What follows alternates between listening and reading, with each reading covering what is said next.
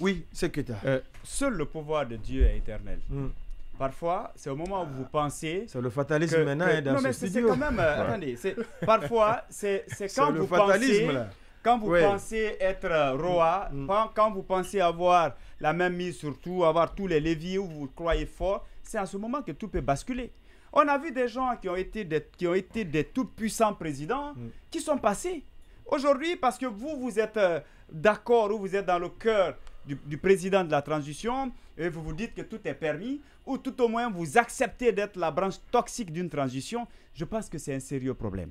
Ce qui est en train de se passer là, je pense qu'à ce stade, il faudrait qu'on accepte de ne plus se plier aux décisions qui ne se reposent sur rien. Parce que le DG l'a rappelé, on a accepté certaines choses pour juste éviter le clash, pour juste éviter vraiment d'aller à l'affront.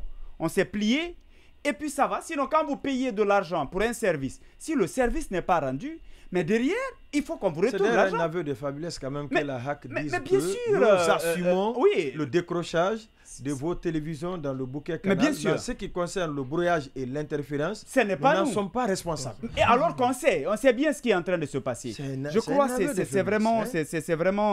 c'est très grave. C'est vraiment ce qui est en train de se passer est vraiment déplorable. Mais derrière, je pense que le Premier ministre aussi doit soit se désolidariser ou à la limite assumer ou affirmer ouvertement qu'il s'est rallié à la position qu'il a trouvée en place. Parce que je ne peux pas comprendre. Vous avez vu quand il a parlé de manifestation de Kindia, quand il a dit qu'il avait besoin d'explications et que la lumière devrait être faite, tout de suite, vous avez vu, le procureur s'est bougé. Il y a eu un communiqué, il y a eu une action qui a suivi. C'est ce que j'appelle respecter une autorité. Et quand on est autorité, quand on parle, ça doit avoir tout de suite un effet.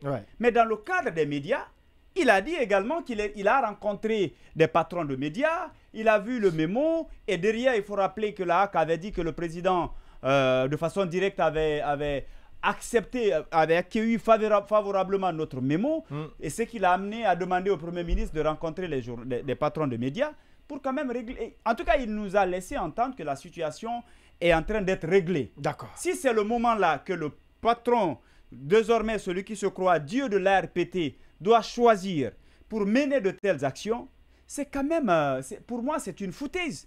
C'est un manque de respect, c'est un sabotage. Si M. Bahouri n'est pas d'accord, il doit le faire savoir. Parce que des choses comme ça ne devraient pas rester impunies. C'est comme ça, on tente, si vous voulez, quelqu'un, un dirigeant, on tente votre autorité. Si vous ne réagissez pas, on après, place les bâtons justement, dans ses roues puis finalement, on ira au-delà de ce que vous-même, et dès le début, il faut taper fort. Si vous ne le faites pas, comme l'a dit un fou, c'est lors du premier contact qu'il faut faire du sérieux. Donc quand il y a des actes de ce genre et que vous n'êtes pas d'accord et vous savez que c'est du sabotage, il faut agir pour imposer votre autorité. Si on ne le fait pas, c'est pas bon.